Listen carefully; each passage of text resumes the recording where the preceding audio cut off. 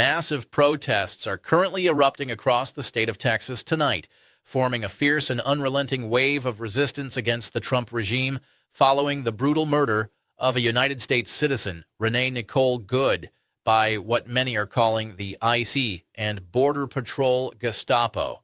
This tragedy has transcended a mere local incident, becoming a national flashpoint for those tired of federal overreach, militarized domestic policing, and state-sanctioned violence. The protesters are demanding that the world say her name, but the fallout from this tragedy extends far beyond the emotional resonance in the streets. When you dig into the latest polling data coming out of Texas, the numbers are absolutely catastrophic for Donald Trump and the entire MAGA Republican leadership. In a state that has long been considered a ruby-red stronghold, though many civil rights advocates argue it is actually a voter-suppressed state.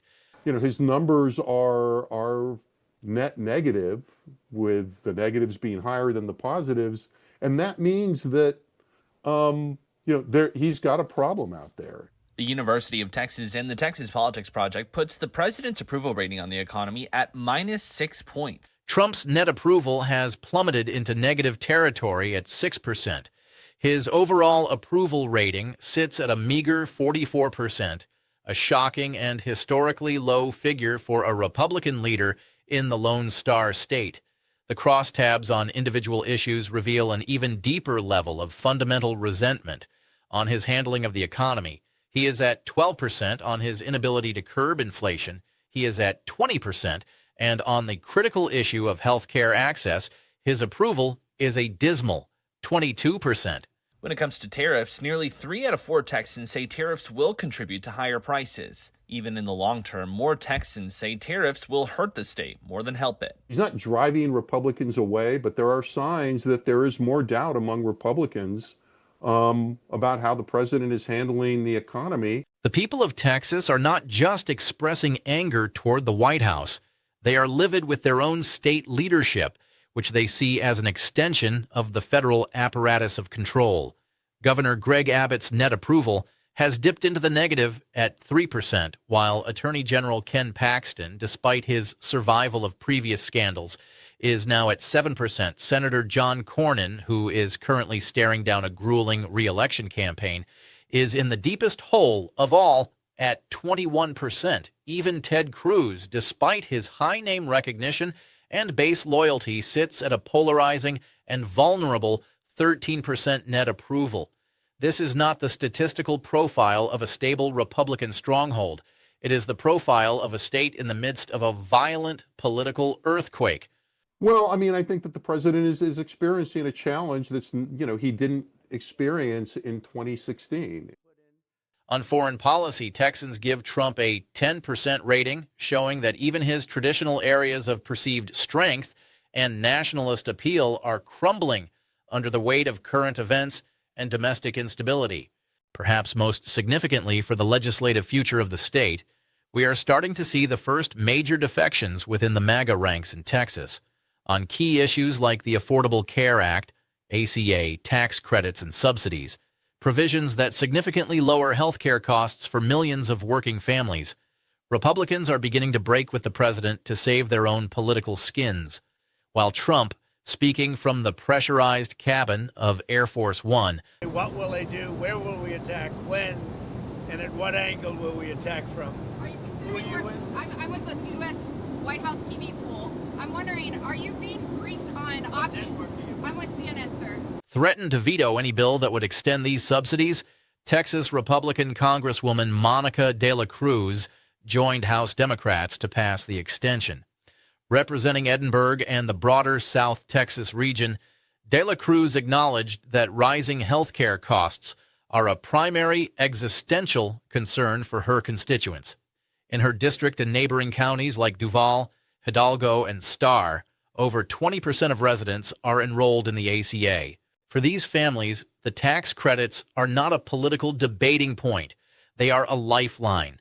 De La Cruz's vote is a direct public rejection of Trump's veto threat and a sign that the political cost of following Trump over the rhetorical cliff is becoming too high for South Texas Republicans to bear as the 2026 midterms loom. The president issued a veto threat on this resolution. You don't have 60. In the face of the massive protests, Governor Abbott has attempted to project a familiar image of frontier strength, praising police for cracking down on demonstrators in Austin, and dismissively stating that Texas is not Minnesota. This comment was intended as a calculated swipe at the more liberal governance of the North, suggesting that Texas would not tolerate lawlessness. However, it backfired spectacularly. Commentators and data analysts were quick to point out the stark differences between the two states, but not in the way Abbott intended. On the one hand, Abbott recently vetoed funding for federal summer lunch programs for low-income children, citing bureaucratic overreach. On the other, Governor Tim Walz of Minnesota signed universal school meal bills into law, ensuring no child goes hungry. Minnesota students will now receive free school meals following the passage and signing of a universal school meals bill. After gaining approval from the state Senate as amended, the House then passed the bill last night in a 71-54 vote. Statistically, the comparison regarding public safety is even more damning for the Texas leadership. While Minnesota's homicide rate is approximately 3 per 100,000 residents, the homicide rate in Texas is nearly double at 5.9 per 100,000. By almost any metric of public safety, infant mortality, or social welfare, Abbott's boast that Texas is not Minnesota rings hollow to those living with the reality of his policies. We have seen this frustration boiling over in the Texas House of Representatives, where the rhetoric has become increasingly heated. A panel of federal judges in Texas has blocked the state's new congressional map that could have helped Republicans gain a handful of U.S. House seats in next year's midterms. It's a major blow to President Trump's effort to protect the GOP's slim House majority. During recent hearings on what was described as unlawful gerrymandering, a move intended to rig the midterms that was only countered by California's aggressive legal response, a Texas voter delivered a scorching, minute-long indictment of Trump and Abbott that has since gone viral. He compared House Republicans to buzzards on a fence waiting to swoop down on a dying carcass of democracy.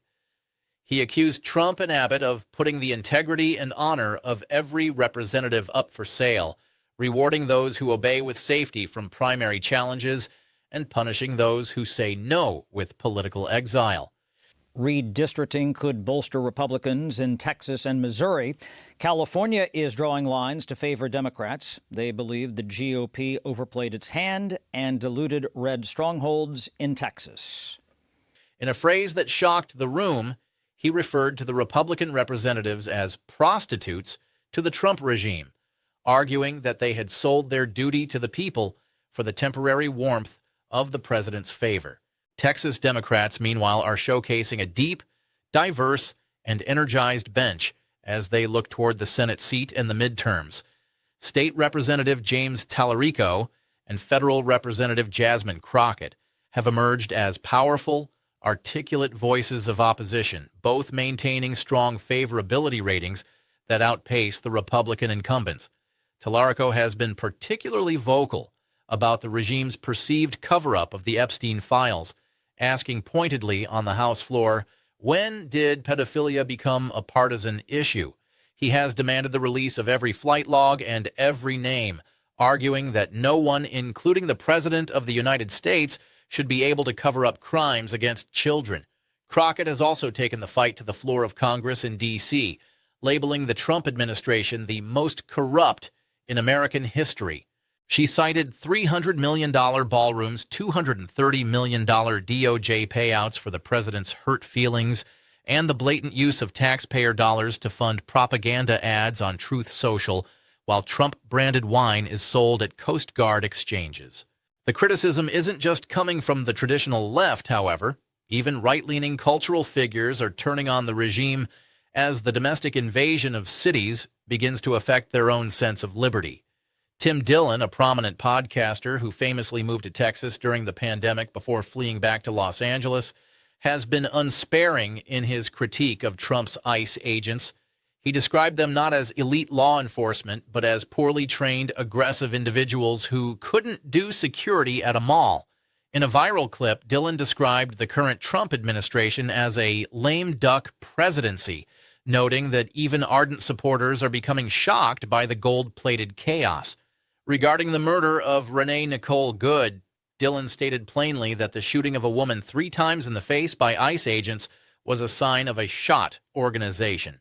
He compared the new recruits to backyard wrestlers rather than the disciplined cream of the crop special forces used in foreign operations.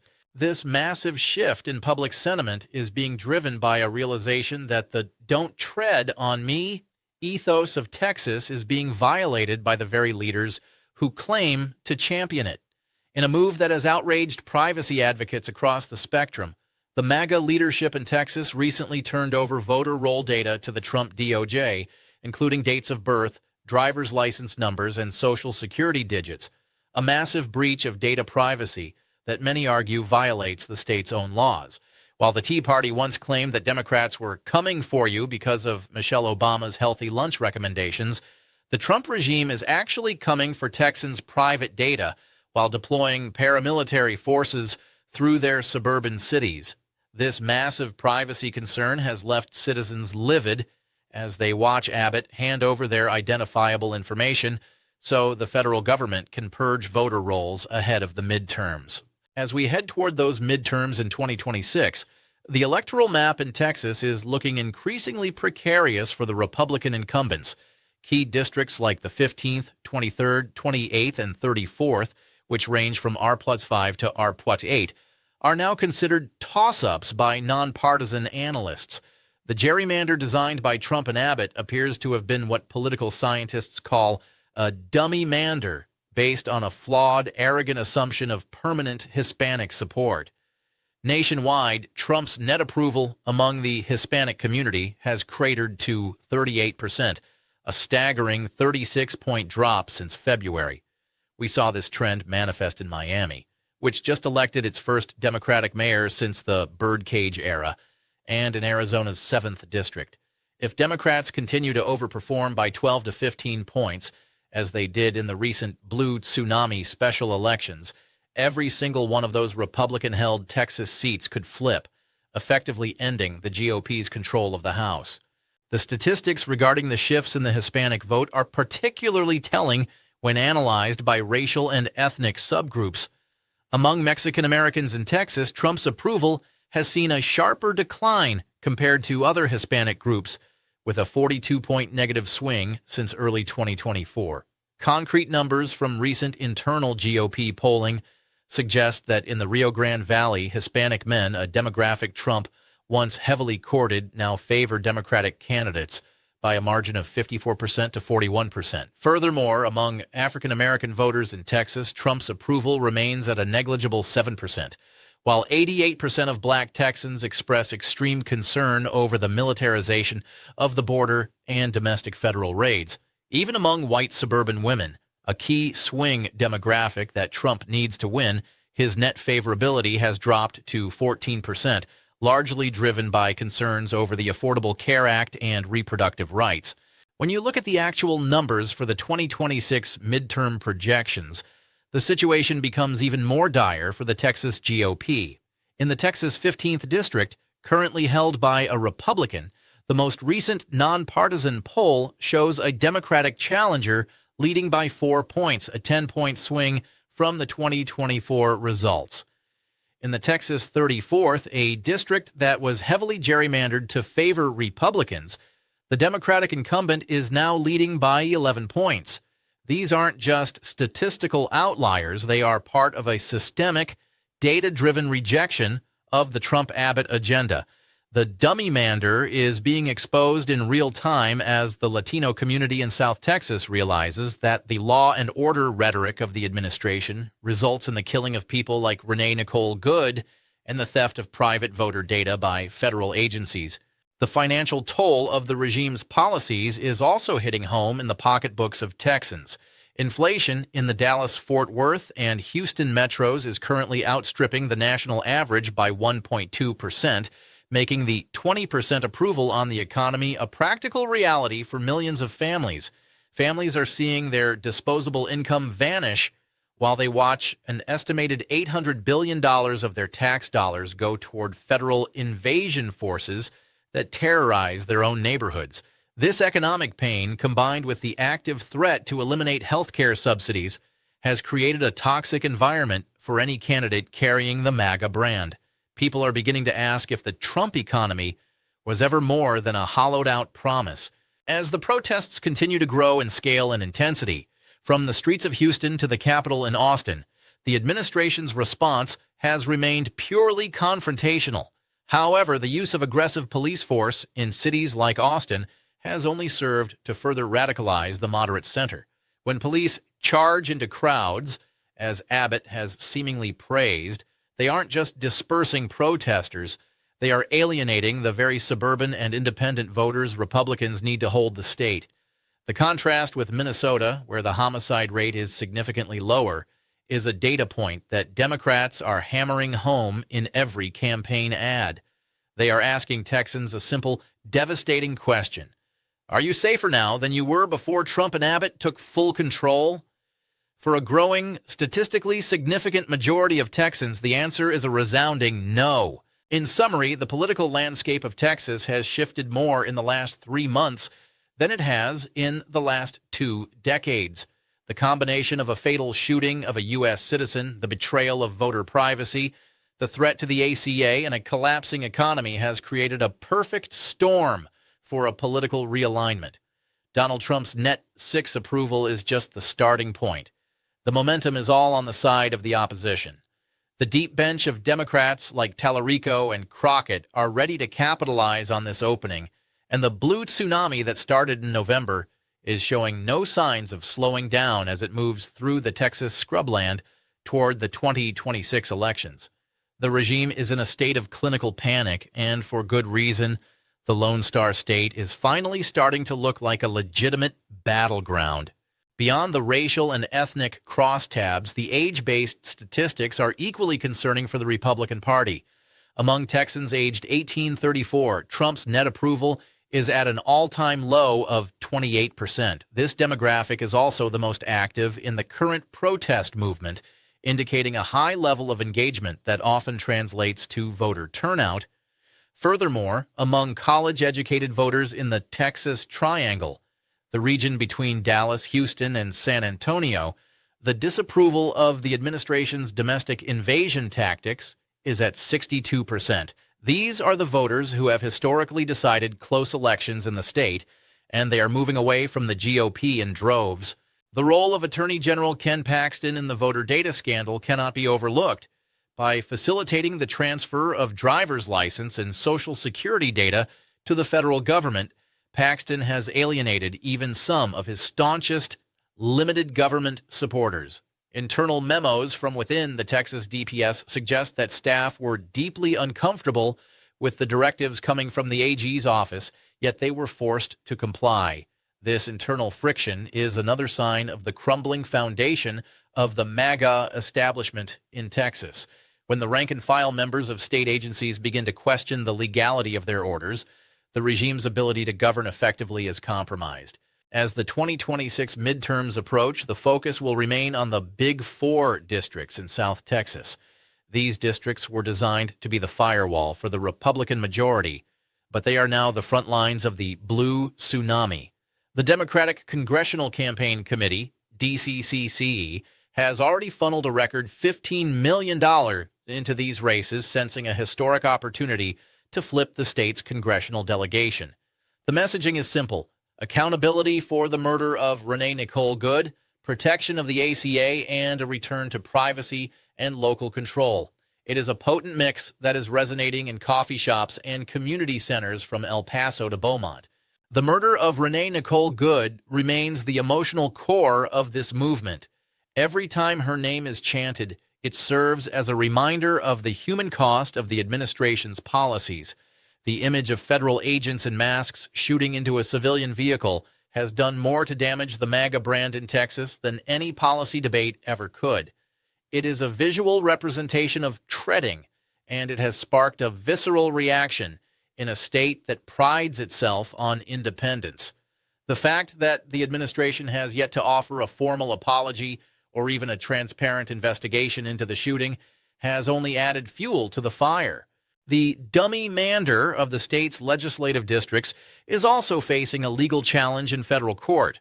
Lawyers representing a coalition of civil rights groups argue that the redistricting plan intentionally diluted the voting power of minority communities, violating the Voting Rights Act.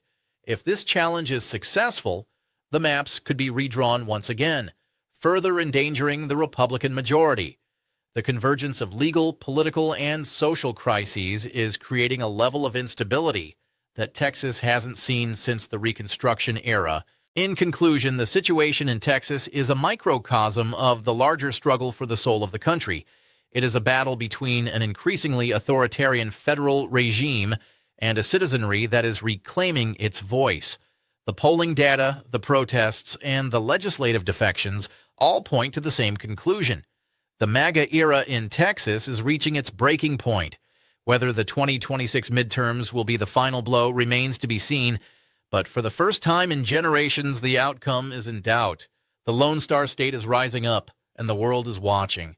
Make sure you hit subscribe as we continue to track these historic shifts in the Texas political landscape. We will be bringing you more crosstabs from the Texas polling, on-the-ground reports from the protests in Austin and Houston, and exclusive interviews with the leaders of the resistance. Support independent media and help us get to our goal of 6 million subscribers so we can keep speaking truth to the power of this regime. The data doesn't lie, and the data says Trump is in deep existential trouble in his own backyard. The blue tsunami is coming, and Texas might just be the state that finally breaks the MAGA fever. Would you like me to analyze the specific racial and ethnic crosstabs of the Texas 23rd District to see how the dummy mander is affecting Republican chances with Mexican-American, African-American, and white suburban voting blocs? This would provide a detailed, data-driven look at whether the GOP's strategy of courting minority voters is actually failing as badly as the top-line numbers suggest in this critical swing district.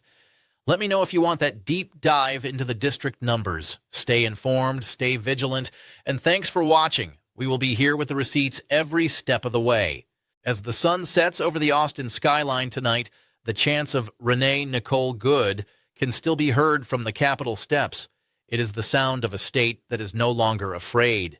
It is the sound of a people who have realized that their silence is the only thing the regime needs to survive. And tonight, Texas is anything but silent. The 2026 midterms are no longer a distant event. They are the goal toward which this entire movement is marching. The ruby-red facade is falling away, revealing a vibrant, diverse, and defiant Texas that is ready for change. Stay tuned to this channel for the most comprehensive coverage of the Texas political revolution. We are The Ethan Show, and we are just getting started. The impact of the prostitute comment from the House hearing continues to resonate in political circles across the state. It has become a shorthand for the perceived subservience of the Republican leadership to the Trump White House. Every time a representative votes against their own district's interests to please the president, the prostitute label is brought up by opponents and constituents alike.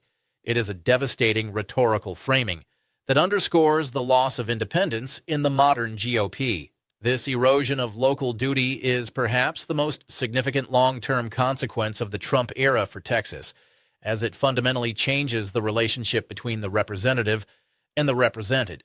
The financial data regarding the $800 billion spent on federal enforcement operations is also coming under intense scrutiny. Economists in Texas are pointing out that this massive infusion of federal cash has not improved local economies, but has instead created a security bubble that benefits only private contractors and federal agencies. Meanwhile, essential infrastructure and education projects in the state remain underfunded. This guns versus butter debate is becoming a central theme in the midterm campaigns as voters ask why their tax dollars are being used to militarize their streets instead of fixing their power grid or improving their schools. The disconnect between the regime's priorities and the needs of ordinary Texans has never been more apparent. In the final analysis, the story of Texas in 2026 is one of reclamation.